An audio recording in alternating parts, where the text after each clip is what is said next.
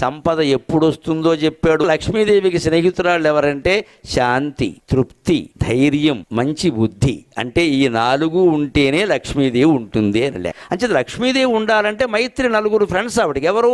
శాంతి. నువ్వు ముందు శాంతంగా ఉన్నావా? పొగరెక్కి మాట్లాడుతున్నా 4 డబ్బులు రాగానే అవన్నీ పట్టుకోలే. అందులో నాడమంత్రపు చీర వస్తే అసలే పట్టుకోలే. అంతేకాదు శాంతియు తుష్టియును. సంతృప్తి ఉందా? కోట్లు సంపాదించావు. సంతృప్తి ఉండాలి. సంతృప్తి లేకపోతే సంపద ఉండదు, పోతుంది. ఎందుకని?